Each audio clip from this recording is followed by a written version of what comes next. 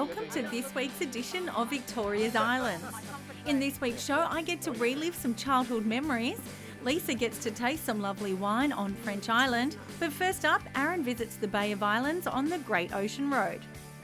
The Bay of Islands is the lesser-known neighbour to the 12 Apostles on the 243-kilometre stretch of the Great Ocean Road. Most of the locals around here refer to these guys as the sleeping giants. And most also say that if you're going to make the trip down the Great Ocean Road to see the 12 Apostles, you'd simply be doing yourself an injustice if you didn't make the trip further on to see the Bay of Islands. The Bay of Islands is a cluster of limestone stacks that appear to float in the ocean.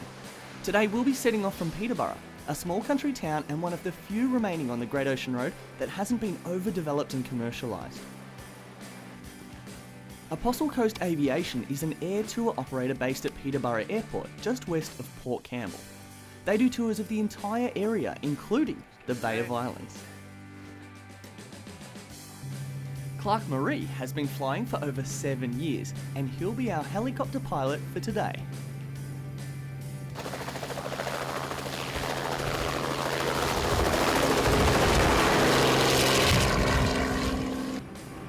There's another one over there. We don't have to flash our headlights at him or anything, do we? That'll be alright. Oh, good. The Bay of Martyrs is just up front here in the Bay of Islands. Just up there in the distance.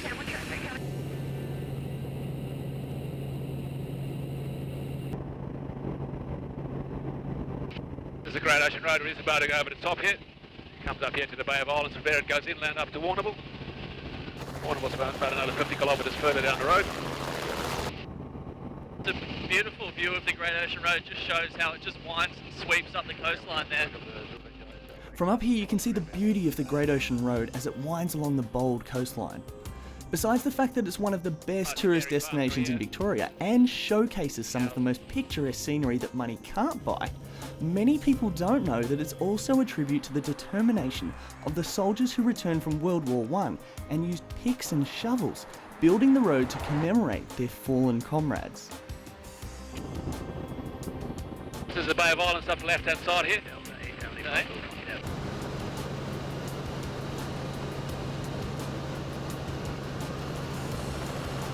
The sculptured coastline along the Bay of Islands began forming around 10 to 20 million years ago, when billions of tiny skeletal fragments accumulated beneath the sea, gradually creating huge stacks of limestone formations. The sea then retreated, leaving the limestone exposed to the violent seas and unrelenting winds, which have carved out their stunning features. So it's said that 10 to 20 million years ago is when all of these amazing rock formations started taking place. So you'd find some pretty amazing fossilised animals embedded into them. No dinosaurs though. Yep. That's about 230 million years ago. But geez, I tell you what, they're just amazing to look at.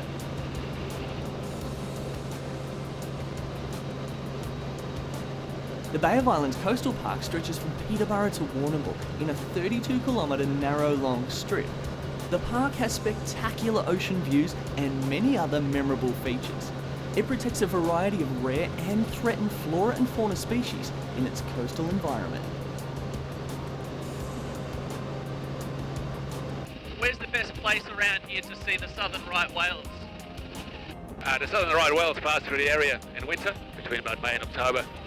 They do pass through the area as well, but down in Warrnambool, just down the road here, there's a whale nursery, and they've got a big viewing platform there, lots of information, and that's probably the best place to go see the whales. So that's one of the biggest whale nurseries in the world. I believe it is, yep. Horseshoe Cove. Which one's this one? Horseshoe Cove. Horseshoe Cove. How do you reckon that got its name? During the 19th century, Bass Strait was a major shipping channel for those carrying convicts and immigrants to Victoria and New South Wales, which were later followed by much-needed supply ships.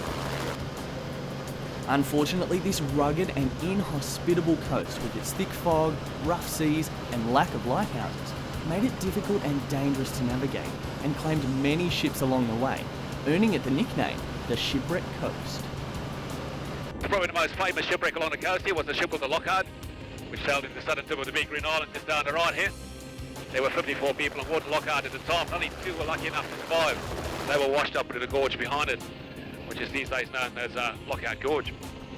The ship ran aground on nearby Muttonbird Island on the 1st of June in 1878, approaching the end of a 3-month voyage from England to Melbourne.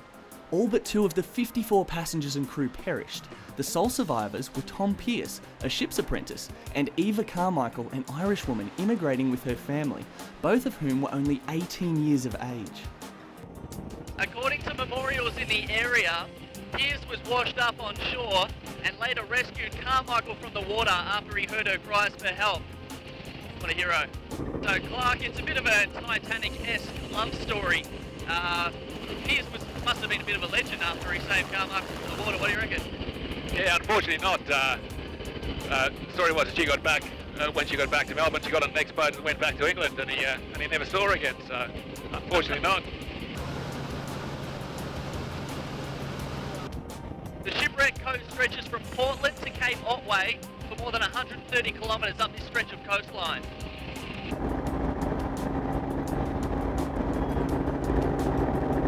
Well, we've taken in some amazing scenery and it's just sensational weather, but what do you reckon, Clark? Time to head back and return to base. Yeah, we'll head on back. Clark, you ever seen that movie with Derek Banner, Black Hawk Down?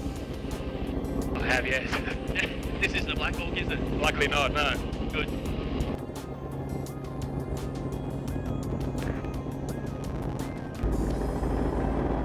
Oh, home sweet home. Nice soft landing, all right?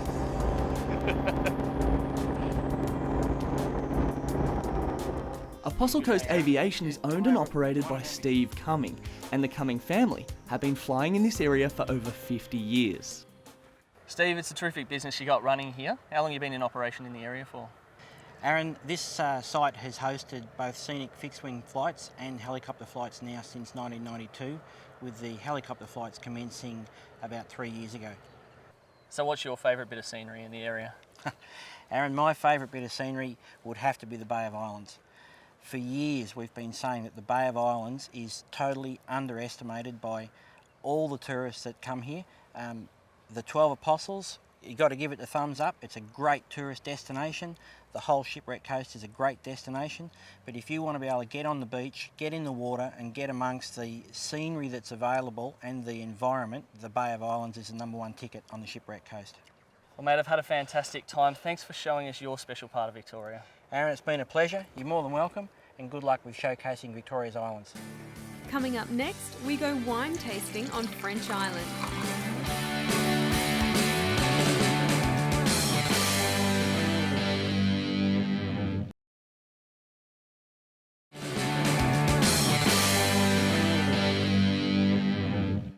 It's the end of a busy week and you're ready to kick your feet up with a nice glass of red.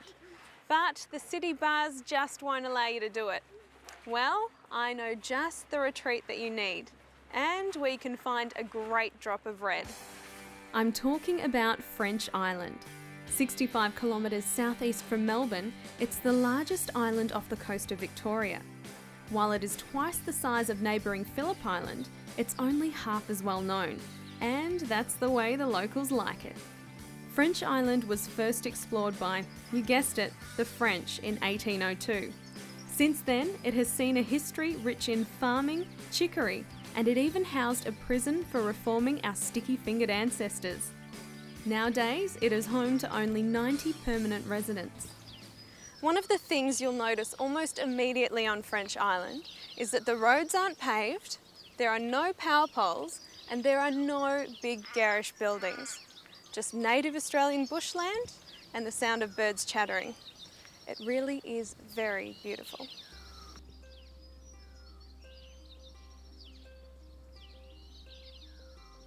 Around 70% of the island is actually national park, with an abundance of wildlife including native birds, the elusive potoroo, and an overwhelming population of koalas. And unless you jump on the tour bus, visitors can explore by foot or bicycle. No cars allowed. After a healthy ride or stroll, you'll be ready for that glass of red I promised you earlier. French Island Vineyards is a boutique winery owned and run by Peter Hatton, And the new cellar door is the perfect pit stop for a drop or two. So Peter, how long have you lived on French Island for? Around about 20 years now. 20 years, and what do you love so much about the place? Oh, I just love the space and the difference of lifestyle and the scenery, lots and lots of things I like about the island, yeah. Yeah, well, you've been here a while, you're not going anywhere, are you? Not at the moment, no. Now, you've established a beautiful vineyard here. This is a historic homestead. Can you tell me about the place? Well, it's actually from the 1870s. It's had a long history, lots of families through it. One family up to 13 children. Oh, wow. And we're the next addition to the lot. Do you have 13 children? No, 2.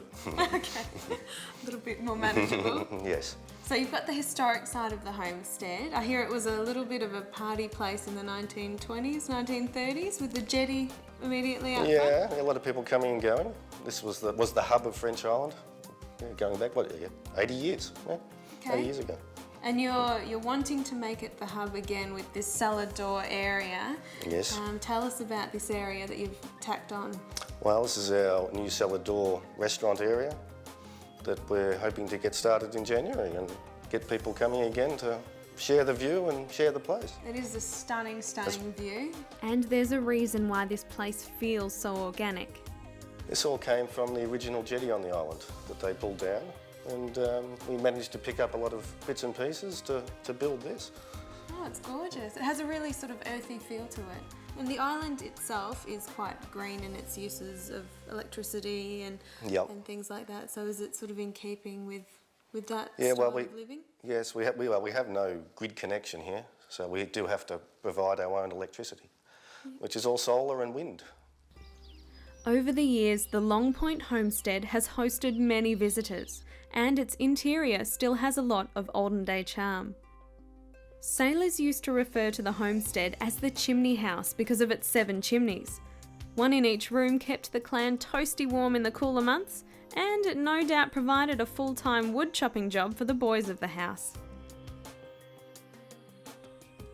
In the mid-1980s, a mural was painted on the walls by none other than the grandson of famous Australian painter Frederick McCubbin.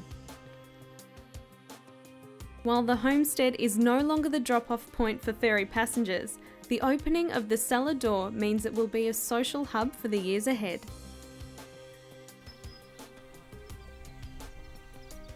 And with magnificent views over Western Port, it's easy to see why anyone would want to visit here. Well, it all looks pretty green here. How old is this crop? These vines have just really shot over the last month. Okay. Yeah. And when do you expect to have grapes growing on them? I would expect to be picking these around about the start of March. Okay. Are these the little flower buds there? They're the little start of a grape bunch. Yes. Excellent. Looks like you're going to have a ripe crop.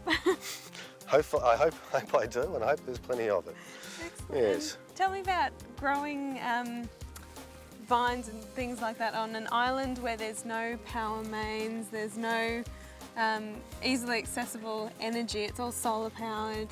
Yeah, I mean, it does have some challenges. Obviously, all access is on a barge, which only can run at certain times. So when I'm picking a crop, which is my Pinot Gris, actually leaves the island and gets made up in the Yarra Valley. Okay. So just getting that off can pose some challenges, and getting enough pickers to make sure it all happens. And you export a lot of wine too, don't you? Some of the wine goes to Vietnam, and the rest through distributor, mainly in Sydney. Excellent. Yeah. Well, shall we go and taste some? We can. Peter, you specialise in a Shiraz, a Chardonnay, Pinot Gris and a Pinot Noir. What are we drinking today? Today we're going to try some Pinot Gris and some Shiraz. It's the Pinot Gris from the 2009 and the 2008 Shiraz.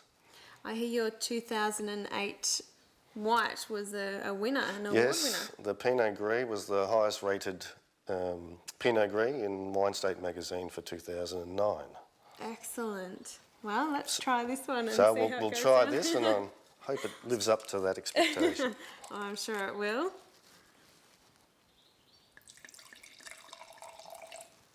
Excellent.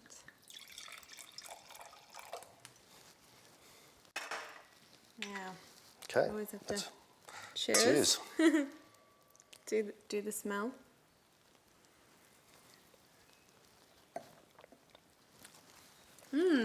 Enjoy that? Yeah, it's really nice. It is really nice. It's a French style Pinot Gris.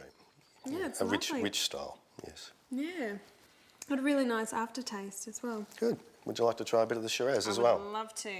Thank you. I love these big glasses. They feel so luxurious.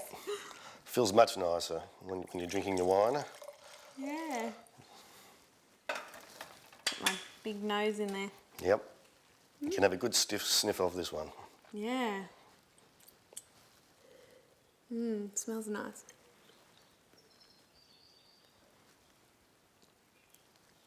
I can't decide if I like the red or the white better. To get both, maybe.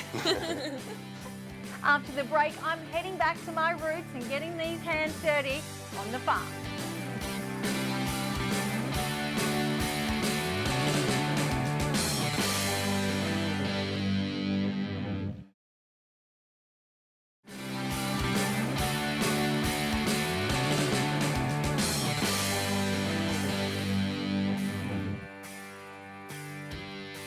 We are at the Churchill Heritage Farm, located here on Churchill Island. It's easily accessible by an all-vehicles bridge from Phillip Island. Well, I'm very excited to be here on Churchill Island today. I do have Trevor, the farm coordinator.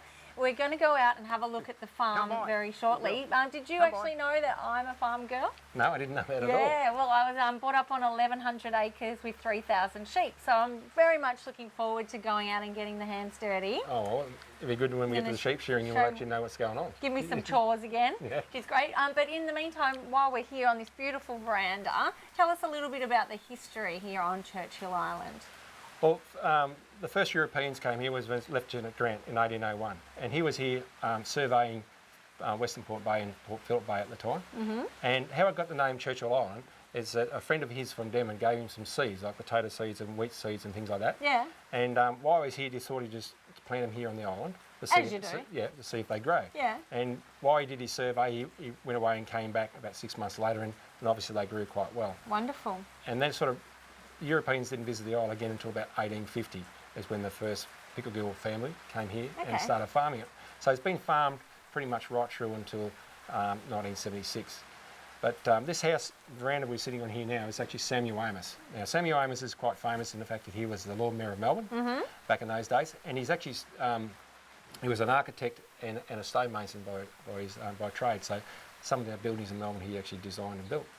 So yes, and he used it as a holiday place, so he'd come down here at Christmas time and things like that, and it used to take him about 4 days to get here. We're so lucky now, aren't we? Well, you get away from the rat race. Can you imagine what the rat race would be like back then? Oh, yeah, for sure. And yeah, so in 1976 is when the Victorian Land Trust bought the island, and to preserve the history of the island and the heritage. And at the stage, the homestead was quite ran down at the time. And the Friends of Churchill Island, job. yeah, and the volunteers, they actually restored it to what it is now. Oh, it's gorgeous. And they got rid of all the rats and there's a lot of rabbits and foxes and cats. Nowadays, it's free of foxes, cats, and rabbits. So it's pretty unique in that way. So the bird life here is just fantastic. Beautiful. And I've been here the last couple of years, and we've actually just turned it into a place where kids can come and people and visitors can come and see the history, and also can experience a bit of that farm atmosphere, as you'll see when we go around through the farm later on. Well, is it time to do it, shall we? Yeah, I think we should go and get into it. All right, let's it's a lot of do. fun. Okay. Churchill Island Heritage Farm is on 57 hectares and boasts of a historic working farm where you can get your hands-on experience. Sheep shearing, cow milking and working dog demonstrations are just a few things to enjoy here. They're open every day from 10 a.m. to 5 p.m. and all the hands-on stuff is included in the cover charge. Welcome everybody to Churchill Island. What I'm going to do today, explain a little bit about our sheepdog here, Tonka, and then we'll round these sheep up here to show how they used to do it even today. Well, Tonka here, she's a border collie, that's her breed, and these dogs arrived here in Australia right about when the first sheep arrived here, and they've been here ever since. So Tonka, you ready to go and chase the sheep, mate? Can you go and get the sheep? She's broken. Tonk, get the sheep. All I can say, see, it's seen me move. See that? Because you just see my body language change. Away. Away, Tonk. Now this is what you call casting your dog. Away, Tonk. So you're in a farming situation, you go to your gate, you put your dog in the paddock and say away, and that's the direction she would head around the paddock. Away, Tonk. Stop. Stop. Come by. That's how you get him in the opposite direction. Come by, Tonk. Come by. That's how he gets exercise too. Come by. Good girl. Come by. Stop. Come up. Bring him up. Now what I've done now is just give her the command to bring the sheep to me. Now all I've got to do is I can walk down this way and she'll just follow on behind me with the sheep. So in a farming situation, you just put your dog behind the sheep. Now she's seen I've changed direction, so she will change direction and she'll go around behind him. Off. Off, which means slow down a bit. And I can walk back down here to the corner and she'll bring him right down here for you. Thank you, mate. Yeah. And we're all waiting till the end. There we go. Here we go. I think that's finito. Okay, enough. Now what do I do? Ah! Keep going, I've got a bit more yet. Yeah. Strong little thing, aren't you? All right. I think you're all Okay, done. I'll give that back to you. Yeah, now, done. thank There you. you go. No, no more. It's all gone. It's all that little fella. You've got a little resident duckies. His little mate's in the pen there behind you. He's calling out for his mate. Thank you, buddy. All right, well, we'll put him back, eh? Oh, cute. How do you hold it properly? Oh, like that? Just Yeah, like like that. Yeah, I'll smack like that, buddy. Look at me, so maternal and all. Yeah, no, he's been here about 3 years now. Oh, smart. Oh, He's the only rabbit on the island. Here on Churchill Island, we're actually fox-free, cat-free and rabbit-free. It's one of the unique islands in Australia where we've got no pests as far as rabbits, foxes and cats. that's Smoke's the great. only rabbit allowed on the island, aren't you, mate? Hey? Oh, I'm going to have to find a friend. Yeah, I know. We don't have any Eventually. more of your friends. Yeah. You get 2 rabbits, you've got Too 100 many. rabbits, haven't you? Yeah, that's true. You know what buddies like? Yeah. They breed like rabbits. They sure do. Yeah, so he's the only resident rabbit we've got, aren't you, bud? Yeah, beautiful. Actually, Boris actually arrived here about probably 12 months ago, and somebody must have put him over the front fence. They must have had it in his backyard somewhere. He must have been a pet rooster. Yeah. He must be making too much noise. So they actually put him over the front fence here at Churchill Island, and he's just come up here and he's taken over. And, Oh, okay. He just wanders around out the yard here. Sometimes he's in here, sometimes out the yard. Oh, that's beautiful. His And new little home. He's very happy. Yeah, he's a great rooster. I'm ready for work. Ducks on the pond. That's an old one. We don't say that these days. I reckon I used to hear that a lot. Well, back in the days when shearers were around, it was a real male-orientated job. So if a female came in the shed, like the cockie's wife or one of the kids or something like that. Owner's daughter. Yeah, owner's daughter, yeah, that's pretty much. So they'd yell it out and so the boys have to be on their best behaviour No until swearing. she left. Yeah, no swearing. Yeah, so you can come in any weekend and pop in and say good day. And we get a lot of return visitors because the kids can come back and things change here all the time. Like we have a lot of spring calves at the moment, and a lot of lambs around, and different times of the year, there's different things happening. So cute. Yeah, so there's some of the things when I was a kid on the farm, I grew up on a farm.